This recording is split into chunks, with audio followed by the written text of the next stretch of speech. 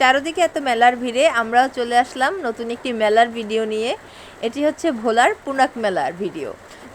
যেহেতু ভিডিওটা একটু পুরনো, কিন্তু আসলে অনেক ভিডিও হয়ে যাওয়ার কারণে ছাড়ার সময় পাইনি, তাই ভাবলাম এই মেলার ভিডিওর ভিড়েই আমরাও মেলার একটি ভিডিও ছেড়ে দেই।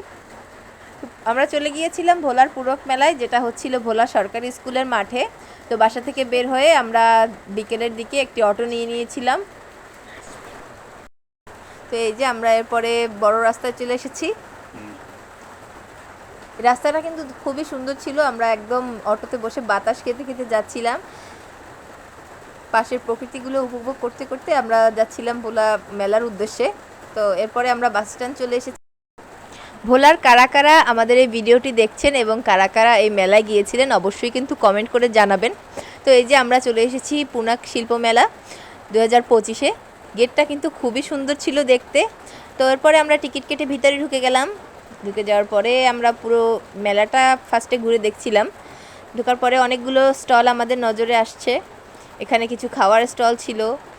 এই যে এটা ছিল নবাবীর চা, যদিও স্টলটা তখন বন্ধ ছিল কারণ আমরা একটু দুপুরে পরপরই চলে এসেছিলাম। বাচ্চাদের জন্য অনেক রাইড ছিল এখানে। তো প্রথমেই আমরা মেলাটাকে খুব ভালোভাবে ঘুরে ঘুরে দেখছিলাম যে কী কী স্টল আছে।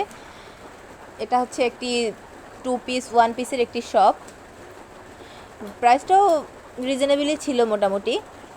তো এখানে 1 পিসগুলো আমার ভালোই লাগছিল দেখতে। তো আমরা আরও অনেক কিছু দেখছিলাম। এখানে নামাজের হিজাব ছিল 150 টাকা করে। এরপর মেয়েদের জন্য প্যান্ট ছিল রেগুলার ওয়্যারের প্লাস ফর্মাল ওয়্যারের জন্য। এখানে ছিল ক্রকারিজের বাসার আইটেম, যার প্রাইস ছিল 60 টাকা করে। দেখতে কিন্তু খুবই ভালো লাগছিল, অনেক দরকারি জিনিসও ছিল এখানে। তো এরপরে আমরা চলে এসেছি একটি ইন্টারেস্টিং শপে, যার ভিডিও আমাদের ইউটিউবে কিন্তু অনেক ভিউ হয়েছে। সেটা হচ্ছে চুড়ি।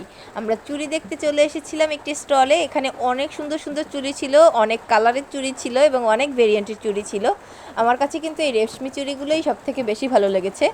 তো এরপরে দেখছিলাম এখানে ব্যাগ। এই ব্যাগগুলোর প্রাইস ছিল মাত্র 200 টাকা করে, কিন্তু দেখতে কিন্তু অনেক সুন্দর, একদম জয়পুরি স্টাইলের ব্যাগ ছিল এগুলো। ভিতরেও কিন্তু অনেকটা জায়গা ছিল। তো আমরা এখান থেকে এই যে কালো ব্যাগ যেটা, এটা নিয়েছিলাম। পরবর্তীতে আমরা আরও কিছু ব্যাগ দেখছিলাম এবং আরও একটি ব্যাগ নিয়েছি যেটার ভিডিও আসলে করা হয়নি। এরপরে আমরা আরও কিছু কসমেটিক্সের দোকান দেখছিলাম। এখানে অনেক সুন্দর সুন্দর ইয়াররিং ছিল, প্লাস আরও অনেক চুড়ি ছিল। এই মেলায় অনেক চুড়ির শপ ছিল। তো এরপরে আমরা বাচ্চাদের কিছু জিনিস দেখছিলাম। আসলে ঘুরে ফিরে সেই মনটা চুরির কাছেই পড়ে থাকে, কারণ এত সুন্দর লাগছিল দেখতে। এরপরে আমরা ঘরের কিছু জিনিস দেখছিলাম, কুশন প্লাস কুশন কাভার। এই সপ্তাহে পুরোটাই ছিল একদম ঘর সাজানোর আইটেম প্লাস ঘরের দরকারি ক্রোকারিজের আইটেম। বাইরে এরকম একটি ফুলের শপ বসেছিল। এখানে বাচ্চাদের প্লাস বড়দের মাথায় হেয়ার ব্যান্ড ছিল ফুলের।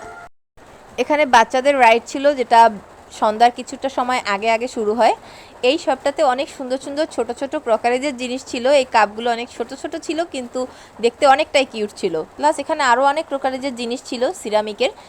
তো মাঝখানে আমরা একটু ফুচকা খেয়ে নিলাম, প্লাস আইসক্রিমও খেয়েছিলাম।